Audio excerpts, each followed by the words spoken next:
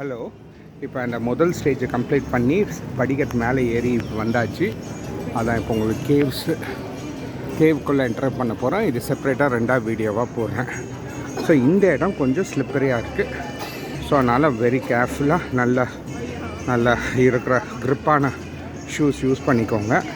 Shoes வந்து is allowed இந்த stage வரைக்கும். உள்ளே வந்தோடனே இதுதான் மெயின் டெம்பிள் காட்டுது. பட் ஆனால் பக்கத்துலேயே ஸ்டெப்ஸ் இன்னும் கொஞ்சம் மேலே ஏறுது. நாங்கள் ஃபஸ்ட்டு இந்த மெயின் டெம்பிளுக்குள்ளே போகிறோங்க. இந்த தண்ணி வந்து ஏன்னா இந்த குகையிலேருந்து ஆட்டோமேட்டிக்காக வாட்டர் ட்ரிப்பிங்ஸ் ஆகுதுங்க.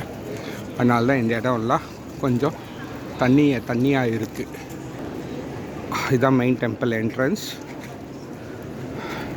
இங்கே உள்ள ஐ திங்க் வீடியோ எடுக்க அலவுட் கிடையாதுன்னு நினைக்கிறேன். So I'm just passing the video. இல்லைன்னா கட் ஆச்சுன்னா இன்னொரு வீடியோ போகிறேங்க. ஸோ உள்ள டெம்பிளுக்குள்ளே என்டர் ஆகிறோம். ஸோ வாக் பண்ணி போயிட்டு இருக்கோம். மூஞ்சில் பேங்க வேர்வை அவ்வளோ இருக்கும் பேங்க. ஏன்னா it's a little tiering walk up.